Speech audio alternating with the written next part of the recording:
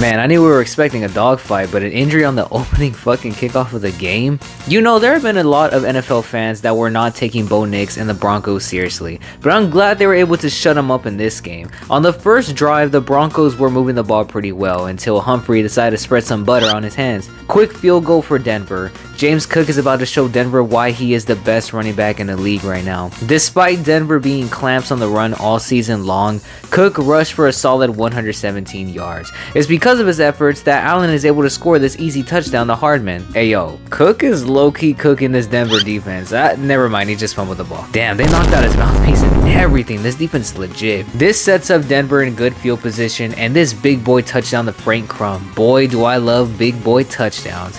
Buffalo has a good drive going, but they can only muster up a field goal. Denver gets it back, and will you look at that, Humphrey actually caught the ball this time. There are some amazing throws by Nix, I gotta say. With only around 17 seconds left, the Bills try to be aggressive. What kind of idiocy was McDermott trying to cook here? Allen loses the ball, which gives Denver the opportunity to go up 2 scores before the half. The hell are you doing, Buffalo? As if things couldn't get any more dire, Allen fumbles the ball again, and now the Broncos have the ball in the red zone. 2 fumbles on 3 snaps. An absolute miracle that this Buffalo defense was able to hold him to just 3 points. Well, you're never truly out of the game with Josh Allen as he drives at the field again. Touchdown to Keon Coleman. Man, these guys are just not going away. Uh-oh, Nix threw a pick. Just like that, momentum is now on end. Never mind, Josh just threw a pick as well. Well, the Bills get ball again, and Josh throws this nice touchdown to Kincaid. All of a sudden, Bills have the momentum, especially after this field goal by Prater. Once again, another game down to the wire. But what's this? Tre'Davious White is on the sideline battling an injury? No. Sean Payton wouldn't. But of course he does, as he targets the subbed-in Jackson as he gets beat by Mims in the end zone. Jackson, you haven't played all game? It's all good. Go save our season, my boy. 50 seconds left. Bills have one more shot, and McDermott pulls out this bum-ass hook and ladder play that he pulled against my Texans, but whatever, it works, and then that's some really good yards. Allen just missed Knox here, which could have won them the game. Field goal by Prater to tie it. Overtime. Denver can't get anything going on offense, so now Buffalo can win with any score. Now this is where the refs rear their heads into this game and where a lot of controversy has taken place. Let's walk through this quote-unquote catch from Brandon Cooks. No, this is not a catch, and yes, this is a clean interception by McMillan.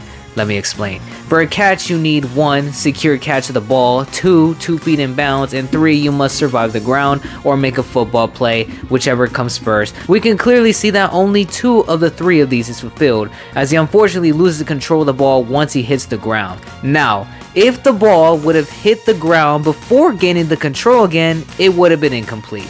Instead, once losing control, it went straight into the hands of McMillan, thus resulting in a clean interception.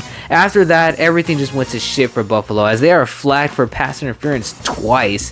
White loses his cool, and yup, that's just about wraps. Lutz kicks the game-winning kick, and the Broncos are now advancing. Once again, Allen is kicked out in the divisional. Look, I feel for Allen. He is easily top 3 quarterback in the league, but you just can't turn the ball over 4 times. This might have been one of his best chances to reach the Super Bowl, but I have faith that his day will arrive. Just fix that defense, Buffalo, damn.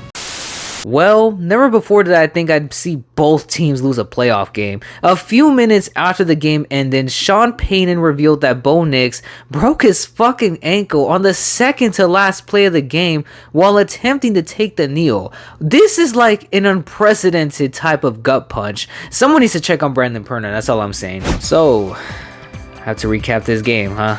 Well, this game was decided from the very opening kickoff as Shaheed returns it for 95 yards to the house. What was San Francisco's mindset entering this game? Well, you tell me as they turn it over on downs on this god-awful option pitch play. I don't know what they were trying to do here. This is just straight belt to ass through and through. San Fran just cannot hold on to the ball for some reason. Sam Darnold has been through a hell of a lot throughout his career, but I'm happy to see him thriving in this offense, even if it is mostly the rushing attack of Seattle that's stomping all over the remnants defense of the San Francisco defense. Seriously, how did the Eagles lose to them again? McCaffrey is now shaking up to start the next half. Oh yeah, it's wraps. Listen guys, I really would recap more of this game, but it was just a slaughter. Like, they legit took everything away from the 49ers, and you know it's bad when Brock Purdy is their leading rusher in a team with Christian McCaffrey on it.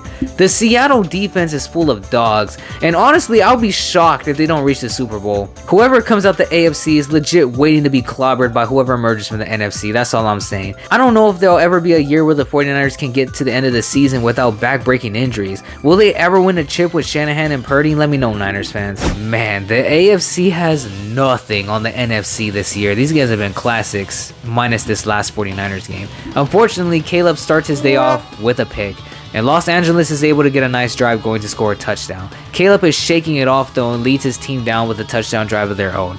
Punts are exchanged as these defenses are leaving it all on the field until field goals are exchanged by both teams before the half. Wow, Bears are not down at the end of the first half. Call me shocked. This game is all defenses, I'm telling you. I mean, look at this sack on Stafford. Unfortunately, another horrible interception thrown by Caleb here to Durant. It remains scoreless until the fourth quarter, where once again things get real interesting. Rams conduct a solid 6-minute drive capped off by a touchdown run by Kyren Williams. Bears drive it down the field themselves, but unfortunately turn it over on downs just yards away from the end zone. The Bears get a crucial third down stop, and now Chicago has one final chance. With the 4th and 4 on the 14-yard line, Caleb has one last shot. Sprinting for space, in all kinds of trouble, put it up for grabs in the end zone.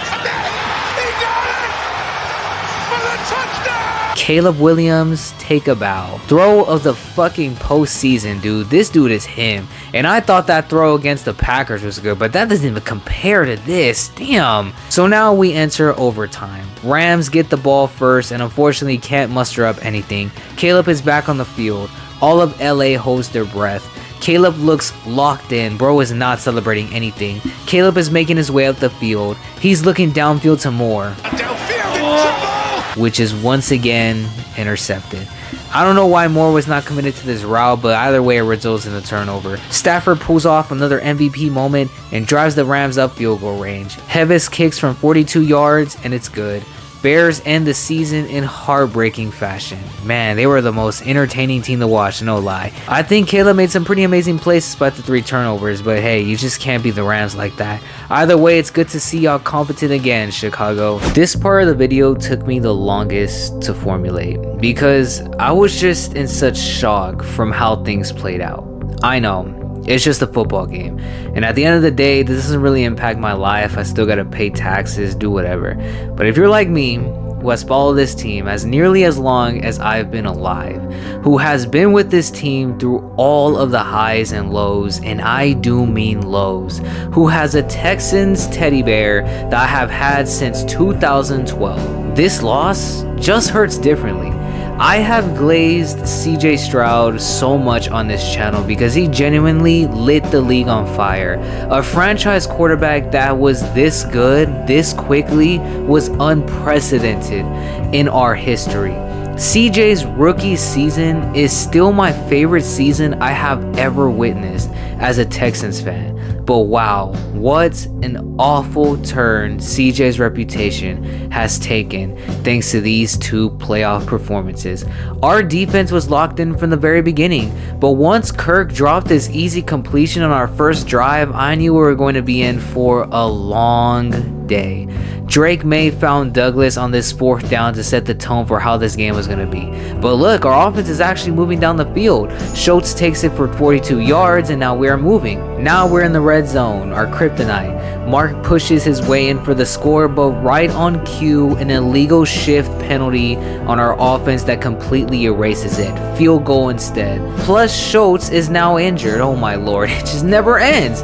But our defense is shutting down anything Drake May as he fumbles the ball, and he is so lucky that it was recovered by New England. They got really good field position. All Stroud has to do is form together at least some completions. But would you look at that? A horrible pick. Come on. Don't do this, Pookie. Not right now. Not here. Right afterwards, May fumbles the ball again, this time being recovered by Houston. CJ getting bailed out here, crazy. CJ throws this beauty of a pass to Christian Kirk, and suddenly we have the lead. In fact, momentum quickly shifts to us as we're able to stop New England immediately.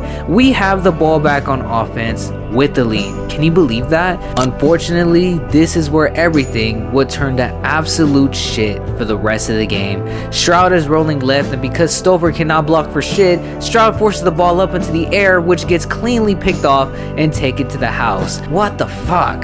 That throw looked a little Will Levisy. Mind you, this is the first pick six he has thrown in his entire career thus far. Stroud, what are you doing, my guy? Things get even worse as Stroud throws his pass, which is tipped off the hands of Hutchinson and intercepted again. Look, Stroud played awful, but maybe we should give some credit to the Patriots defense. I mean, that pass rush had Stroud shook all game. Plus, Titus Howard is injured, so now we are truly screwed. New England yet again scores another touchdown, and it just looks like our defense is getting gassed. Our offense continues to stink it up. Woody Marks had legit 8 rushing yards in the first half. 8 rushing yards! That's the recipe for another CJ Stroud pick, breaking his career record for most interceptions in the game, and it's not even the end of the half yet. You know the last time a Texans QB has thrown for 4 picks in the playoffs? Brian Hoyer. I was legit having PTSD flashbacks to that game. It was that bad. It's 21-10 at the end of the half, and talks around the league question whether putting Davis Mills in would be the best bet. I, for one, am glad D'Amico stuck with CJ despite his poor performance. Please, you think thrusting Davis Mills in at this point of the game would have changed anything? You think he would have played better in this environment with that defense on the other side? No Nico, no Schultz, no Titus Howard? Spare me that nonsense. Stroud comes out a bit more poised, resulting in a field goal for us. Yet again, our historic defense forces a turnover, and now we get the ball back yet again with amazing field position. Pookie, you have another chance. He's driving down the field, and for fuck's sake, now Marks is fumbling the ball. What are we doing? Once again, our defense is clamps, so we get another opportunity, and we score a field goal. At this point, I'll take field goals if that's the only way we can claw back into this game. It takes a shot downfield and caught for the touchdown, Kayshon Boutte. It's unfortunate. It really is. Year after year, recapping the Texans getting eliminated in the divisional round, and history repeats itself with the Patriots eliminating us. There's a lot I can say about what I witnessed, and I made a video on this already, but if I can sum it up quickly, here's what I would say. People chanting to trade CJ Stroud or cut CJ Stroud, I hear you. Nothing justifies 7 turnovers in 2 games. What really perplexes me is that one of CJ's biggest strengths, like I said throughout his career, was protecting the ball. The whole reason why we're on this win streak was because of his ability to protect the ball. What happened here, man? Was it psychological?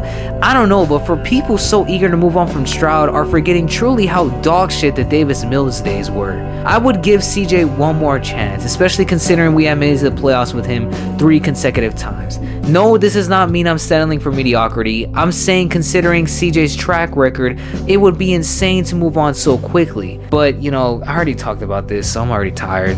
The NFL playoffs never cease to amaze me. See y'all next week.